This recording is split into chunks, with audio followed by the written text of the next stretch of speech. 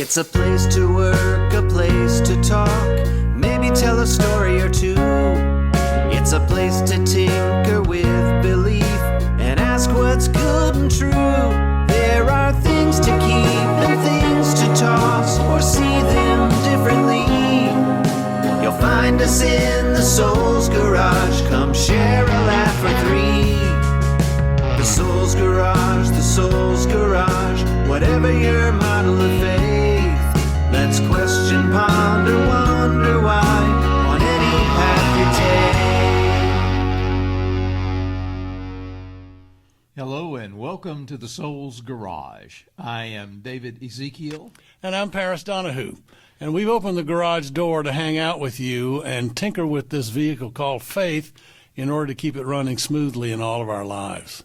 Today, we want to finish the discussion we had in our last two episodes about what does it mean to lose faith or lose a sense of the spiritual. Or perhaps it would be better to say to renounce, maybe to walk away from faith for any number of valid reasons.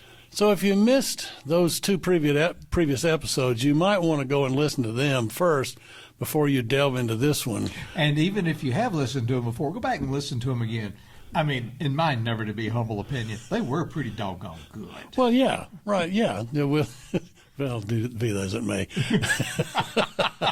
Just in case you missed them, they're called Losing My Religion Part 1 and Losing My Religion Part 2.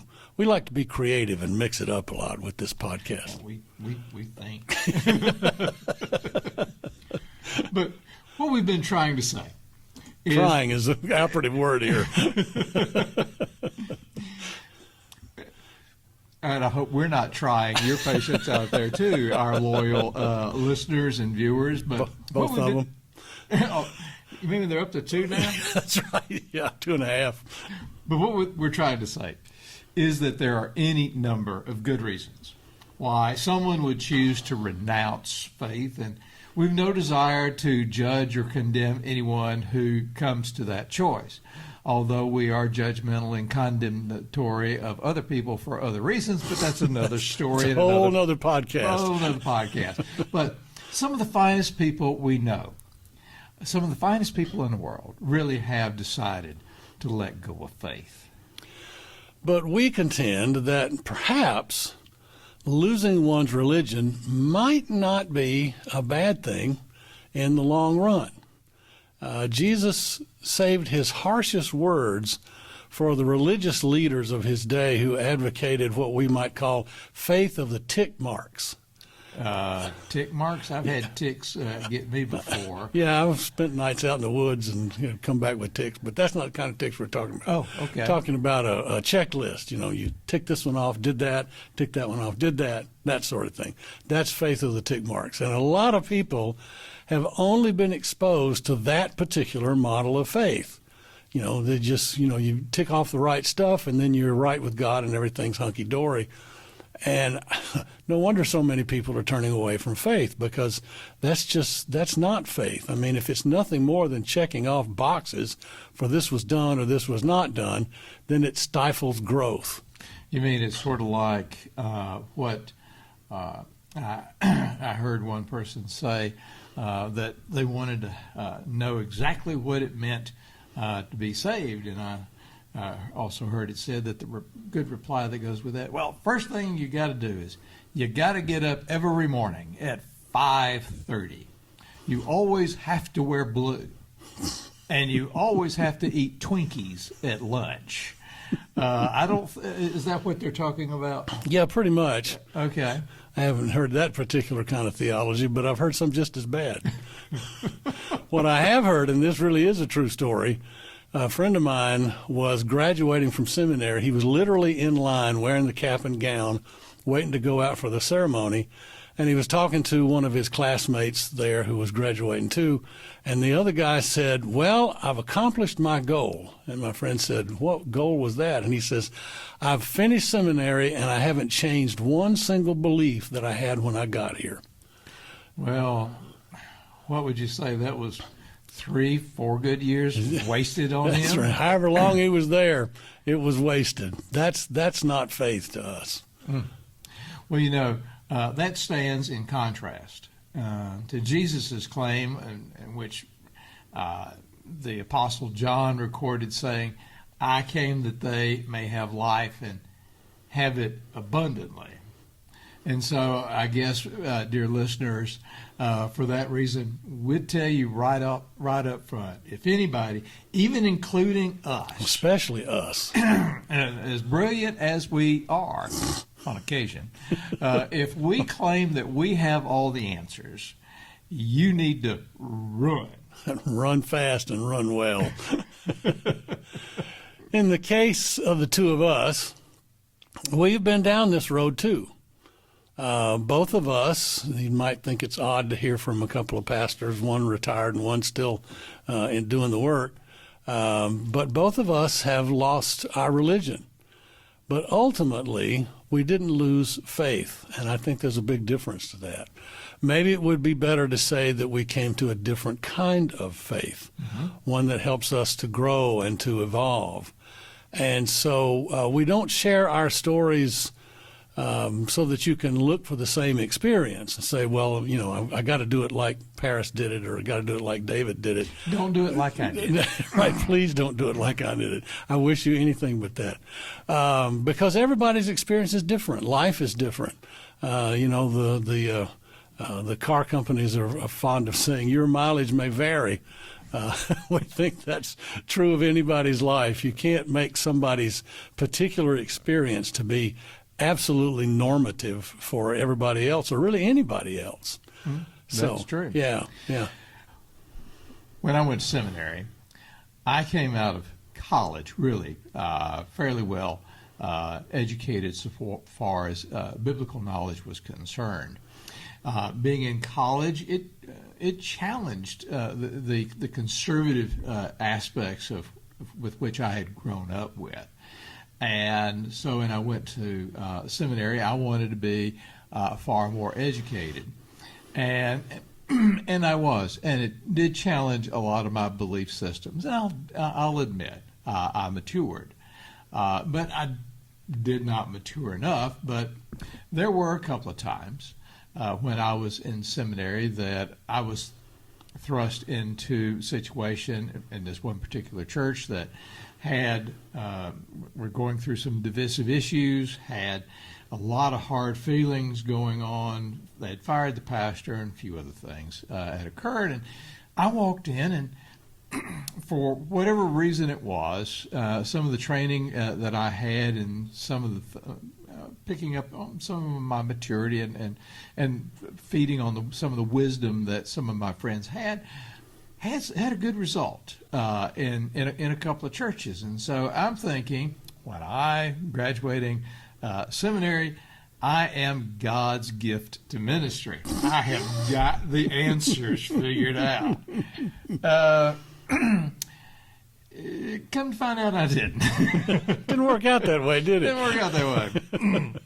I was ill prepared at that point for the next iteration of life, and in my total life, I had the rug pulled out from under me. I was totally upended, and in all honesty, everything of which I thought I had prepared myself for, and of which I could, I could do and be, all of that was shattered, and I didn't know exactly what to do. So I stopped and stepped back from the practice of not only my ministerial career, but I stepped back and took a long, hard look at what I thought about faith and what it meant even for me, and how was it engaging my life and how I was engaging it. And so I went and took another job as I exited seminary. I just didn't know what to think. And so in kind of my disillusionment and being stunned, I took a job in sales. Now, let me tell you something. If you've ever faced rejection in life, You really don't want to go get a job in sales because I guarantee you're going to get nothing but rejection ever since then. But fast forward about 4 or 5 years, out of my quagmire, I had a couple of friends that I had made that helped point me the way out of this expression of hell that I had found myself in. I'm not going to go into all the details about that, but just suffice it to say, but it was in that time that I really started re-engaging my faith in a whole nother way. And as I tell it, to some extent, I may have let go of my faith, but my faith had not let go of me.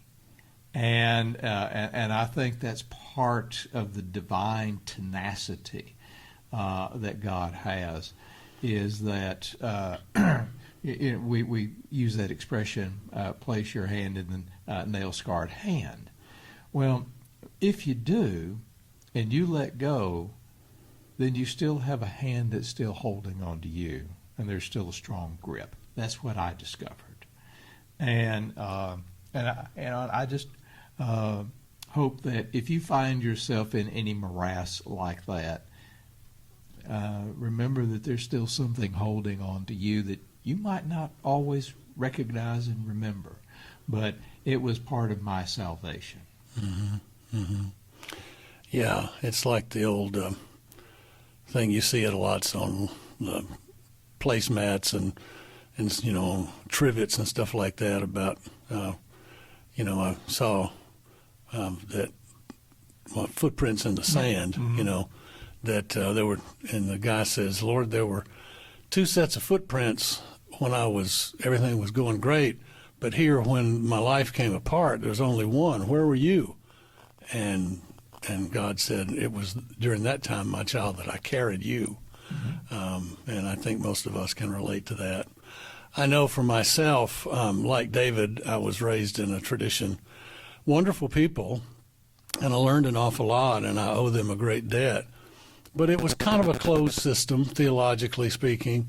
You do this and you get this out of it, and it's you act this way and this is what happens. And it worked fine for me until I got out in my very first church after seminary, and my second daughter was born with a cluster of birth defects called Klippel-Feil syndrome. It's sort of rare, and that's just a name given to a cluster, a particular kind of anomalies that present themselves, and possible long-term issues on down the road and that sort of thing. Now, I readily admit that my experience with my daughter's birth was not anything like the problems that I've known people have with children that are seriously ill when they're born and lose a child and all of that kind of stuff. But the problem was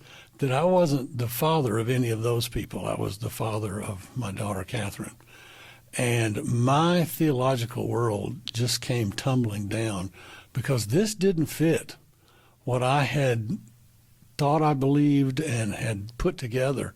Everything just kind of came apart in that. And I was trying to figure out what to do and how to handle all this. And my aunt called me, or I heard about what she had said, and so I called her, and she said, Paris, I just don't want you to worry about this because I think God is going to use Catherine in a very, very special way. Well, I didn't know what to make of that, but when you're hurting, you'll hang on to anything. And so I hung on to that, and I became convinced that, well, that must mean Catherine's someday going to go into ministry. And I was really tickled about that. And as she grew and took an interest in the church and in spirituality, I thought, yeah, this is going to happen. But then she started talking about becoming a teacher. And went off to college to study to be a teacher. And I kept thinking, any one of these days she's going to come around and realize, that she's supposed to be in the ministry. And one Sunday, I was teaching the confirmation class, and I was doing a unit on suffering and what it means. And I said something to the effect of that maybe God doesn't cause our suffering, but maybe God can use our suffering that comes to us and turn it into something positive, as difficult as it may be.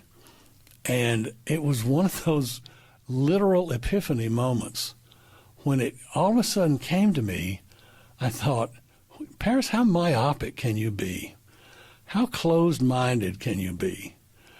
Yeah, it's true. God has been using Catherine in a very special way, but not for her. God has been using Catherine in you.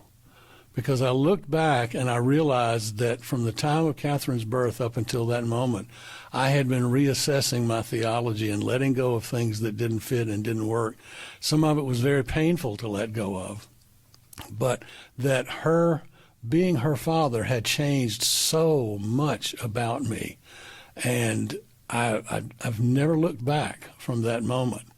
And I'm telling you, trying to be a minister during that time when you question, first of all, whether God does exist, or if God does exist, is he powerful or caring or removed or whatever. I had to deal with all of that. And then that revelation about Catherine that day in confirmation class kind of crystallized everything for me, and I never looked back. So that's why I like to say, yeah, I lost my religion, but like David said, faith, I never lost my faith, but faith kept a hold on me throughout that whole time.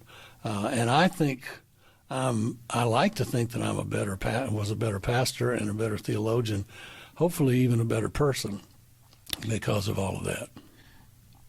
I'd like to think that I became a better pastor and a better person because of that as well.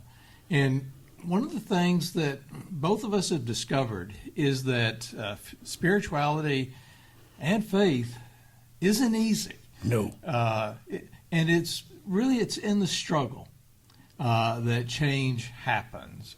Perspectives are broadened. Life is deepened.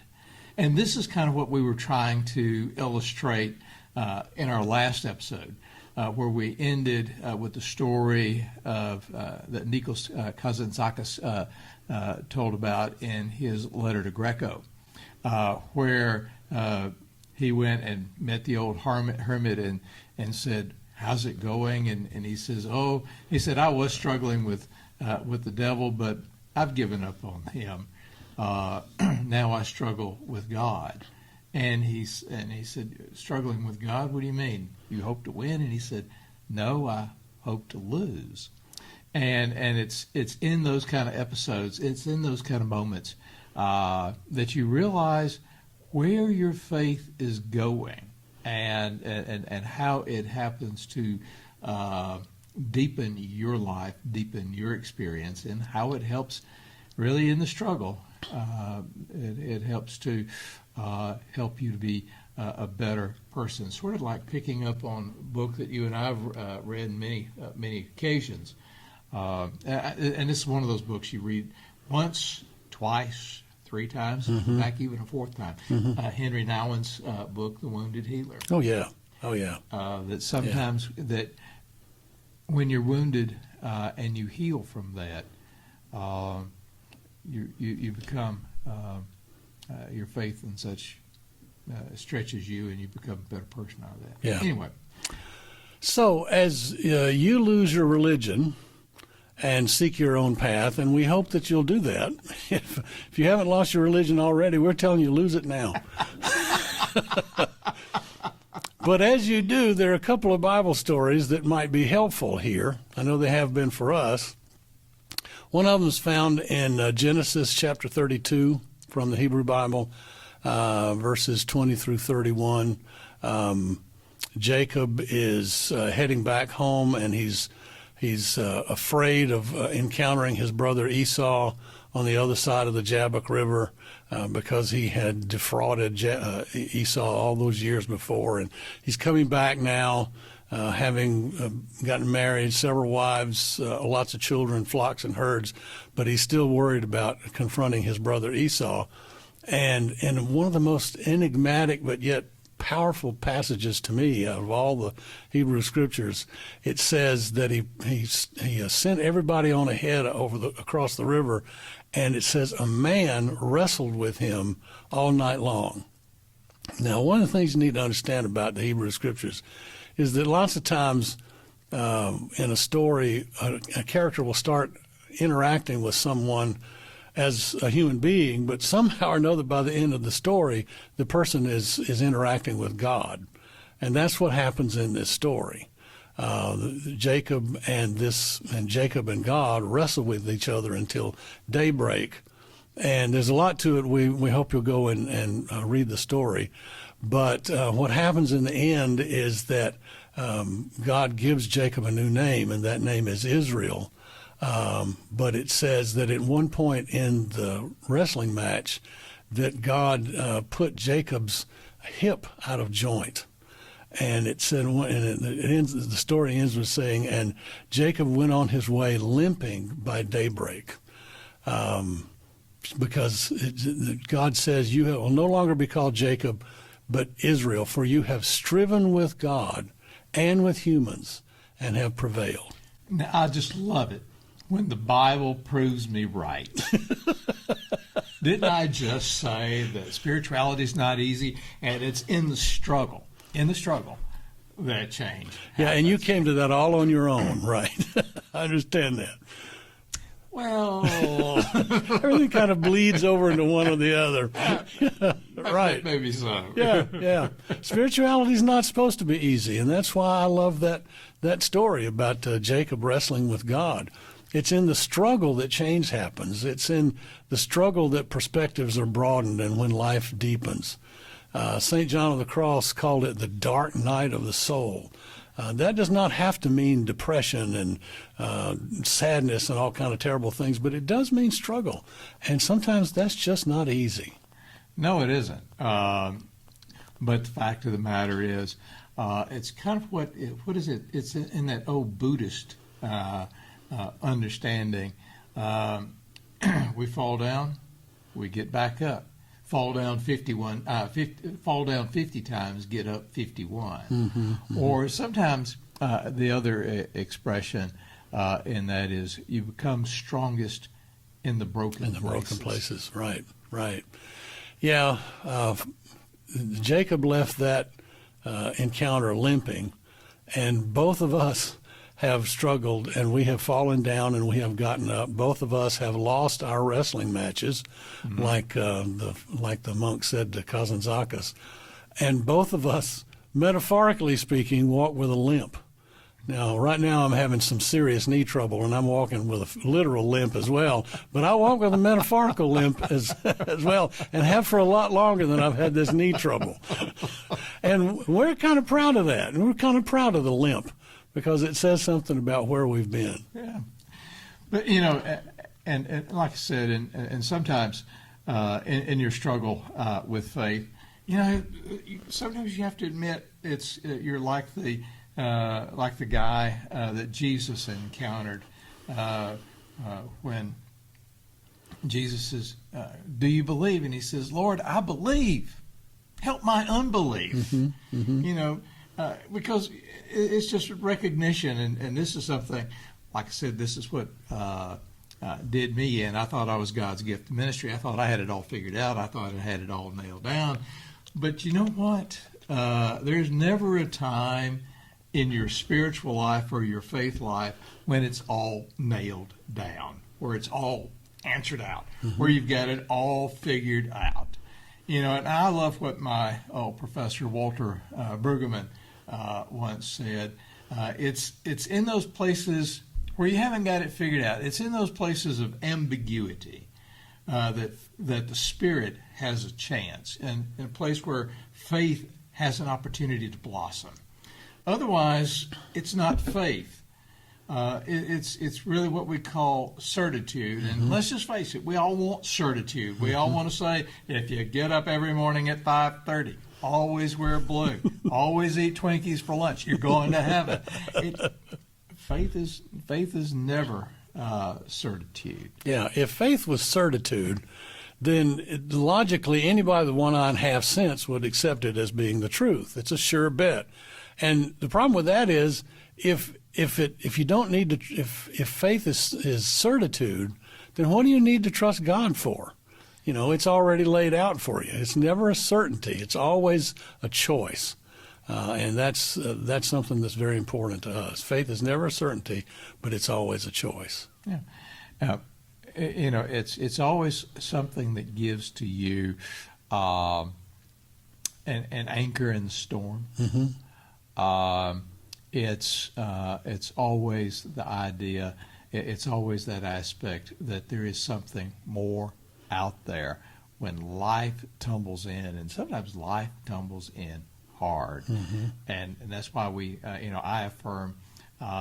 Sometimes I've held on to faith, and other times it's held on to me. Yeah. You know what? Isn't there a line in the Bible over in Hebrews? I think I read it once or twice, where it says, "Faith is the assurance of things hoped for, the conviction of things that are still not yet seen." Not seen. Yeah, I think somewhere towards the back. Well, that's literally true. Hebrews is sort of near the back. We both know that it's found in Hebrews chapter 11, verse 1. We just want to affirm that for you. Yeah, we do know that much about the Bible. Yeah, faith is the assurance of things hoped for, the conviction of things not seen. You can argue till the cows come home as to what the exact meaning of that is, but the long and the short of it is, it means that faith is not a certainty. It's a choice to believe. It's always a choice. And if faith chooses to learn and grow, then it becomes expansive instead of stifling. And over the time, we begin to, in those instances, we begin to love one another, and we begin to forgive unconditionally. I like the story about Clarence Jordan. Clarence Jordan was the founder of Koinonia Farms, became the mentor for Millard Fuller, who was the founder of Habitat for Humanity, because he took that model from the example that Jordan was doing in Koinonia Farms. And also Jordan became the mentor to a guy by the name of James Earl Carter, who became president of the United States. Mm-hmm. And one of the things, there's a story that's told about Clarence Jordan. It said when he was telling about Peter forgiving 70, Peter said, what do I need to do? Forgive 7 times? Is that enough? And Jesus, no. He said, 70 times 7. And then Jordan interpreted that to say, well, what if Peter were then to respond, well, Lord, 70 times 7, that's 490 times. It might become a habit after that amount of time. Yeah, I hear Jesus say, yeah, that's kind of the point. That's kind of the point. Now, please don't think that any person can do this alone. I know we live in a very individualistic society, and there's nothing we can do about that. But the community of faith of some type around you is absolutely essential for this kind of struggle. Now, we will be the first to admit that sometimes that community of faith can be a very disappointing crowd of people. And we've talked about some of those in some of these previous episodes about and that being a very valid reason for somebody to walk away from faith because of the way people can act in that community of faith. But we contend that a community of faith, whether it's Christian, whether it's Jewish, whether it's Muslim, or whatever it is, a community of faith at its best can help us wrestle with faith, can help us live with the ambiguities, and make the daily choice to believe. I used to tell the folks in the churches I served that I'd say, I need you to be a Christian. I need you in order for me to be a Christian, and God help you, you need me too. It works that way. Now, will the folks in this community of faith be perfect people? No. Will they disappoint you at times? Absolutely. Human beings are flawed. But remember one thing, so are the rest of us. There's not a one of us that can say we've got it all figured out, except for David. I beat you to it. Okay. You got me. I was going to say, speak for yourself. Speak for yourself, right. Yeah, we're all flawed, and the people you encounter will be flawed, and you will be, and so are we. So maybe we should just cut each other some slack, Well, I like that line from, it's been about at least 40 years now from an old song, Keep on Rolling with the Flow. And one of the lines says, I got a lot of crazy friends, and they forgive me of my sins. God bless them. God bless them. But one of the things, though, is that we believe that God is found not only within us, but also between us. Jesus told Peter, after Peter had betrayed him, he said, now, Peter, when you've turned back, when you've come back, go strengthen your brothers. In other words, what he's saying is they need you as much as you need them. And that's where we understand that we need each other. And that's one of the things about the whole thing in the Bible. It talks so much about community. But, and that's what it's all about. And that's why we're developing a community with you online, is because, we want to help you, and we believe you can help us too. And we'd really enjoy hearing from you about this subject or any other of which we've discussed. Right, Perry? Yeah, absolutely.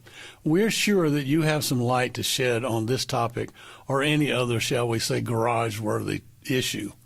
So leave us a message on Facebook or Instagram, or drop us an email at thesoulsgarage@gmail.com. Well, we need to go. Yep. Because we hear Mama calling us into the house for dinner, and it's time to close the garage door and head inside. So until next time, I'm Paris Donahue. And I'm David Ezekiel, and we've been glad to hang out with you here in the Soul's Garage, and we look forward to seeing you again soon in this same place at this same time. Bye. Bye. The Soul's Garage was written and recorded by David Ezekiel and Paris Donahue. And the theme song was written by Adam and Brady Beard and Paris Donahue. And it was performed and recorded by Adam and Brady Beard. And we're glad that they did it and not Paris Donahue. You got that right.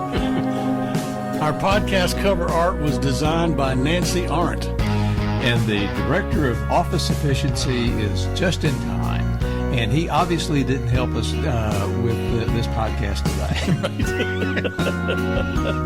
We'd love for you to send us your comments on Facebook or Instagram, or just drop us an email at thesoulsgarage@gmail.com. And we'd really love it and appreciate it if you'd click that button called follow on whatever platform it is that you're using to listen to us, because both of us are lonely and we're in deep need of social interaction. Amen, brother.